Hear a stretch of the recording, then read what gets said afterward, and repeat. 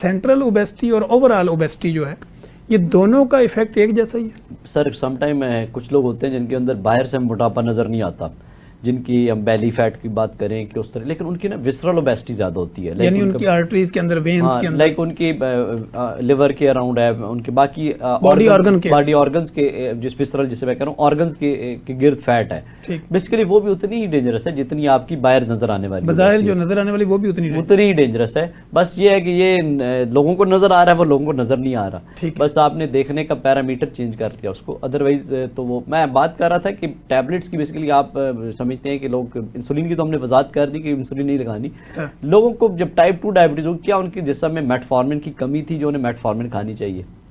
ठीक है, अगर वो ज्यादा खाते हैं तो वो विटामिन B12 और B6 भी निकलते हैं। आपके अंदर बॉडी में मेटफॉर्मिन की डेफिशिएंसी नहीं थी जो आपने ग्लूकोफेज या बाकी ब्रांड्स के लेके आपने खानी है या बाकी कॉम्बिनेशन के साथ खानी है। आपकी मेटफॉर्मिन तो बेसिकली आपकी कुताइयों को कुछ टाइम के लिए कवर करना है। ठीक। हमारे यहाँ हेल्थ केयर सिस्टम भी ऐसा है कि जो हम डॉक्टर्स भी इवन जो पढ़ते हैं, हम इलनेस पे ज्यादा ट्रेंड है। ठीक है, लाइक मरीज बीमार हुआ, उसको लाइक पेट दर्द की दवा दे देनी है, सर दर्द की, हम वेलनेस पे उस तरह एजुकेट भी नहीं होते। ठीक है, और ना हमें कोई डाइटरी इस तरह कोई गाइडेंस हमें पढ़ाई जाती है, और हमारे जो डाइटिशियन उन तो वैसे ही कुछ नहीं आता, ऐसे ही है, उन्होंने तो रटे टाइप जो वो आते हैं। लाइक हम हॉस्पिटल में भी अक्सर, क्योंकि वहां तो टाइम नहीं होता कि हम चार्ट बना के लोगों को ये समझा सके डाइट, चलो ये कार्ड टू डाइटिशियन लिखते हैं, और डाइटिशियन ने आगे ऐसा लंबा चौड़ा डाइट प्लान बना देना है जो एक आम बंदे के लिए अपने किचन में रह के उसके ऊपर अमल करना ही मुश्किल होता है। ऐसे ही, और ना वो सोचते हैं कि इस मरीज ने अमल कैसे करना है, ना उसकी अगर सपोज डायबिटीज है उसको कैसे उसने रिवर्स करना है। बिल्कुल। तो हमारे यहाँ बेसिकली पोर्शन बना के खिला रहे होते हैं। तो हमारा जो कोर्स है बेसिकली इसमें भी प्रॉब्लम्स हैं कि डॉक्टर्स को कभी ट्रेन ऐसा नहीं किया गया कि वो आपको प्रिवेंटिव मेडिसिन की तरफ ले जाएं। ठीक है, डॉक्टर बेसिकली क्रिएटिव की तरफ जाते हैं ना। अब हार्ट अटैक का पेशेंट आ गया तो आप वहाँ उसको हार्ट अटैक की मैनेजमेंट करेंगे और उसको रवाना कर देंगे, उसको ये नहीं कहेंगे कि हार्ट अटैक हुआ क्यों था, इसको होने की रीजन क्या थी और इसको फर्दर कैसे प्रिवेंट कर सकते हैं। ठीक है, ना एजुकेशन का भी फुकदान है, और पेशेंट हमारे ये भी है कि वो पॉली फार्मेसी को पसंद भी कुछ करते हैं कि जिसकी वजह से डॉक्टर्स के एंड पे भी बाज़ वक़्त प्रॉब्लम आता है। एक तो डॉक्टर एजुकेट नहीं करते, दूसरा मैं कहता हूँ कि पेशेंट भी हमारे समटाइम क्लिनिक पे आप आए, आप फीस जमा करा के आपके पास आ जाए और आप सिंपल उनको कहे जी खुराक पे अमल करे, वॉक वर्जिश करे, डॉक्टर ये की कीता तुसी कोई दवाई तो लिखी नहीं तुसी, हाँ तो फीस किस चीज़ की ली है, किस चीज़ की फीस ली है। तो लोग बेसिकली पसंद करते हैं कुछ कि फर्म आपको मेडिसिन पे लगाएं। ठीक है, बेसिकली मेडिसिन आप कोई भी लेते हैं, चाहे शुगर की है या किसी भी चीज की, उसके अपने एक्स्ट्रा साइड इफेक्ट्स हैं। ऐसे ही वो आपको किसी न किसी सूरत में फिर उसको काउंटर करने के लिए आपको कुछ मेडिसिन लेनी पड़ती है। ठीक हो गया। अच्छा सर, जैसे हम मेंटल और गट हेल्थ की बात करते हैं, लोग ये समझते हैं कि अगर मेरी गट हेल्थ सही नहीं है, मेरा दिमाग भी ठीक नहीं है, तो क्या इसमें भी कोई रियलिटी है?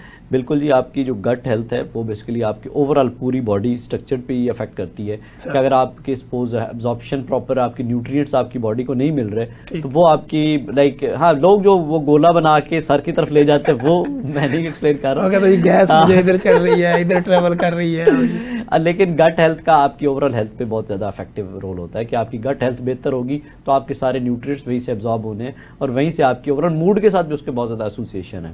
ठीक, इवन आपका अगर गट हेल्थ बेहतर होती है तो आपका मूड भी बेहतर होता है। कई लोग इवन लेटेस्ट यानी कॉन्स्टिपेशन और इस तरह के अगर इश्यूज नहीं होते, लेटेस्ट रिसर्चेस में तो ये है कि आपकी गट हेल्थ ही आपकी बेसिकली आपको एंजाइटी, स्ट्रेस, डिप्रेशन इसकी तरफ ले जाती है।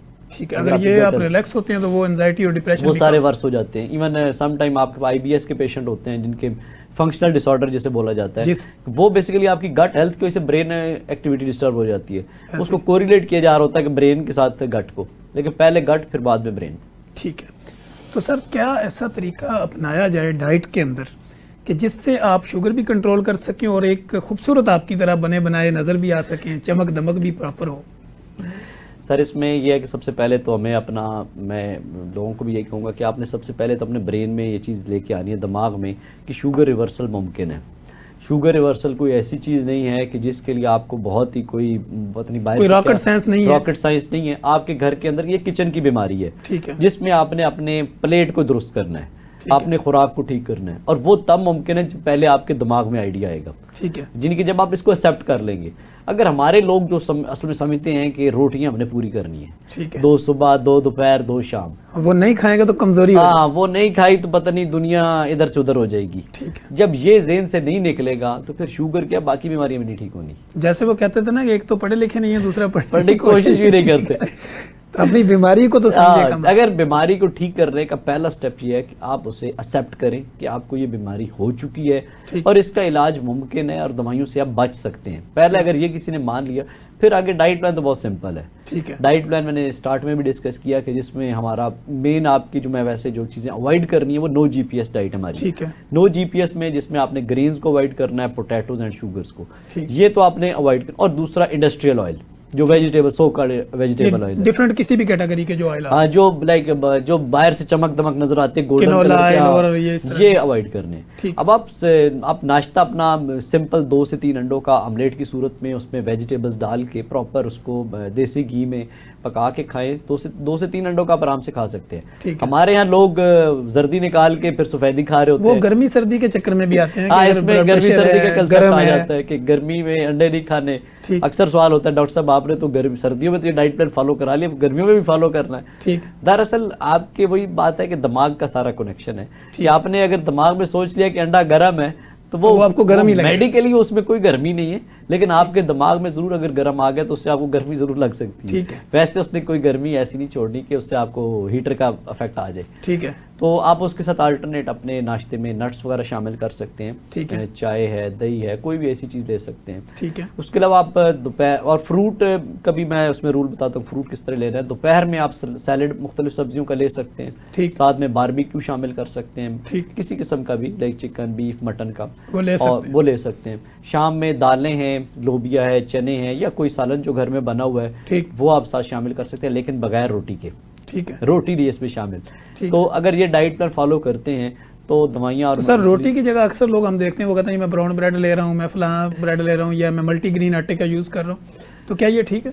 सर बड़ा अच्छा सवाल पूछा, क्योंकि लोगों का सवाल यही होता है कि रोटी का मुतबादिल तो बताया नहीं। मुतबादिल क्या? रोटी का मुतबादिल यही चीजें हैं। अगर आप समझते हैं कि एक ग्रेन को दूसरा ग्रेन रिप्लेस कर देंगे तो ऐसा नहीं है। हाँ, उनका ग्लाइसीमिक इंडेक्स किसी का अगर सपोज 70 है तो किसी का 60 होगा, किसी का 55 होगा, लेकिन वो मिक्स करके आपको जो बना देंगे, जो आप बना देंगे तो उससे आपकी शुगर कभी कंट्रोल नहीं होगी। ठीक है। वो बेसिकली आपको एक धोखा है एक तरह से कि आपको वक्ती तौर पे आप ट्रैक पे चढ़ेंगे, आपको लगेगा कि मैं बड़ी डाइट फॉलो कर रहा हूँ जी, मैं तो मल्टीग्रेन आटे की डाइट फॉलो कर रहा हूँ। बेसिकली वो मल्टीग्रेन ही बेसिकली आपकी शुगर को बढ़ाएगा। ठीक है। ग्रेन्स कहीं भी आएगा सिंपल एंड रिफाइंड, उसके अंदर से फाइबर खत्म हो जाएगा, वो उसका ग्लाइसीमिक इंडेक्स बढ़ेगा और वो शुगर लेवल जरूर बढ़ाएगा। बेसिकली रोटी को आपने निकालना है हर सूरत में। ठीक है। रोटी नहीं निकलेगी तो जो आपका डायबिटीज रिवर्सल का सफर है वो दवाइयां नहीं छूट पाएंगी फिर आपकी। ठीक है। दवाइयां किसी न किसी सूरत में जरूर चलती रहेंगी। दवाइयां अगर छोड़नी है तो रोटी को हर हाल में अलविदा करना है, और इसकी जगह आप mutton, beef, chicken, fish, egg, नहीं कि आप कॉम्प्लेक्स कार्बोहाइड्रेट्स ले सकते हैं। इसमें कॉम्प्लेक्स कार्बोहाइड्रेट्स में आपकी मैंने जैसे बताया सब्जियां हैं, फ्रूट्स हैं आपके, इसके अलावा नट्स हैं और बाकी चना है, लोबिया, ये कॉम्प्लेक्स कार्बोहाइड्रेट्स आ जाते हैं। ये आप किसी भी फॉर्म में ले सकते हैं। और प्रोटीन आप लें, प्रोटीन लेने में कोई मसला नहीं है। और फैट, आप हेल्दी फैट है सारा खा सकते हैं, उसमें कोई प्रॉब्लम नहीं है। सर लोगों का पहले ये कॉन्सेप्ट होता था कि 6, 7, 8 अंडे जो उबले हुए होते थे उनकी सिर्फ सफेदी खाते थे। अब लोग ये इस चीज पे आ रहे हैं कि जर्दी भी साथ खानी है, तो क्या सफेदी और जर्दी में फर्क क्या है? सर सफेदी में लोग समझते हैं कि प्रोटीन है और जो जर्दी है उसमें फैट है, कोलेस्ट्रोल है। बेसिकली हेल्दी फैट है इसमें, जो कि आपके ओवरऑल फैट को बेहतर करता है। फैट असल में कोलेस्ट्रोल पे भी बड़ी मिथ्स है हमारे यहाँ। कोलेस्ट्रोल को समझते हैं कि बुरा है कोलेस्ट्रोल किसी भी फॉर्म में। कोलेस्ट्रोल के भी मुख्तलिफ टाइप्स हैं, जिसमें ट्राइग्लिसराइड जो है वो बेसिकली आपकी डाइट से नहीं बढ़ता, यानी कि कोलेस्ट्रोल आपकी डाइट से मुराद फैट से नहीं बढ़ता, वो आपकी कार्बोहाइड्रेट से बढ़ता है। जो आप ये रोटियां वगैरह और नान खमीर जो आप रोटियां खाते हैं ना या मीठी चीजें खाते हैं, उनसे आपका ट्राइग्लिसराइड बढ़ता है। बाकी ओवरऑल कोलेस्ट्रोल तो आपके दिमाग के लिए जरूरी है, ब्रेन के लिए जरूरी है, और दिमाग अपना कोलेस्ट्रोल खुद बनाता है। और कोलेस्ट्रोल आपके दिमाग के लिए जरूरी है, आपका डिफेंस सिस्टम के लिए जरूरी है। ओवरऑल इम्यूनिटी आपकी बूस्टर है। आपके जितने हार्मोन्स हैं, मेल हो या फीमेल, उनकी सिंथेसिस के लिए आपको कोलेस्ट्रॉल की जरूरत है। ठीक। आपकी मर्दाना या जनाना खूबसूरती में नहीं, कोलेस्ट्रॉल का ही रोल है। विटामिन डी आपका कोलेस्ट्रॉल से बनता है। ठीक है। और आपकी जो सेल मेम्ब्रेन है उसके अंदर भी आपके कोलेस्ट्रॉल का रोल है।